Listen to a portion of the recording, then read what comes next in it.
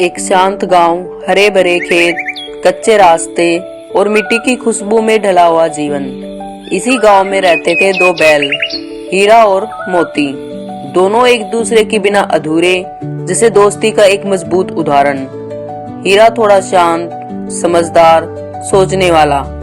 मोती जज्बाती, तेज, निडर और जोशीला। दोनों अलग स्वभाव के होते हुए भी एक दूसरे के लिए भाई जैसे थे। उनका मालिक था रामू किसान, जो उन्हें बेटे की तरह प्यार करता था। सुबह होते ही रामू दोनों बैलों को दुलारता, उन्हें चारा डालता। खेत की जुताई, बैलों की घंटियों की आवाज, गांव का शांत संगीत था। हीरा और मोती अपने मालिक का हर काम दिल से करते थे। मालिक उन्हें कभी मारता डांटता नहीं था, इसलिए बैलों के मन में भी उसके लिए प्यार था। पर एक दिन गांव के मेले में जाते समय रामू को कुछ पैसों की जरूरत पड़ी। गांव का एक ही लालची आदमी, साहूकार, जबरदस्ती रामू से बैल ले गया। बदले में हीरा और मोती पहली बार अपने मालिक से अलग किए गए। साहूकार का स्वभाव बिल्कुल उल्टा था।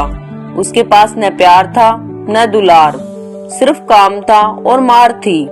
उसके यहाँ बैलों को दिन रात काम कराया जाता, कभी समय पर चारा नहीं, कभी पानी नहीं। मोती गुस्से में लाल हो जाता, हीरा उसे शांत करता। भाई गुस्से से हाल और खराब हो जाएगा, धैर्य रख। लेकिन एक जानवर के दिल में भी दर्द होता है। यही दर्द दोनों के बीच एक मौन प्रतिज्ञा बन चुका था, और वे कहते, हम एक दिन वापस लौटेंगे अपने मालिक के पास। एक दिन साहूकार ने दोनों को खेत में जोता। तेज धूप थी, बैल थक चुके थे, फिर भी काम करना था। हीरा अपनी समझदारी से हल चलाता था, मोती गुस्से में, क्रोध से भरा, लेकिन फिर भी काम करता, क्योंकि हीरा उसके साथ था। इसी दौरान दोनों बैलों की चाल देखकर गांव के लोग बोल उठे, वाह क्या बैल है, ऐसी जोड़ी तो कहीं नहीं। लेकिन साहूकार को तो सिर्फ काम से मतलब था। उसने और ज्यादा काम डाल दिया।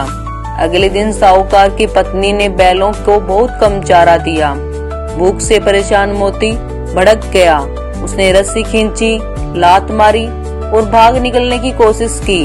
हीरा चिल्लाया, मोती रुक जा, चोट लग जाएगी। लेकिन मोती कहाँ सुनने वाला था। वो सीधे बाहर की ओर दौड़ पड़ा और हीरा भी उसके साथ हो लिया। गांव वाले पीछे दौड़े, कुछ ने रोका, पर बैल कहाँ रुकने वाले थे।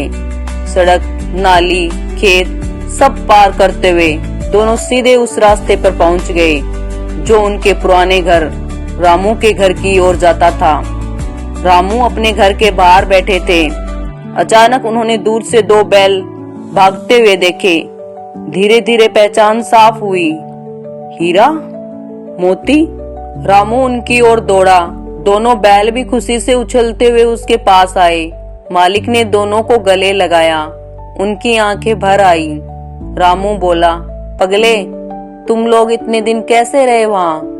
दोनों की थकान, धूल और चोटें सब बता रही थी कि उन्होंने क्या क्या सहा है। कुछ देर बाद साहूकार वहाँ पहुँच गया। वो चिल्लाया, ये मेरे बैल हैं, इन्हें वापस दो। गांव वाले रामू के समर्थन में खड़े हो गए।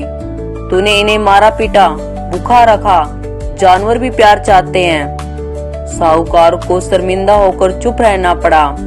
उसने बैलों को वहीं छोड़ दिया और चला गया। रामू ने हीरा और मोती को नहलाया, दुलारा, खाना खिलाया।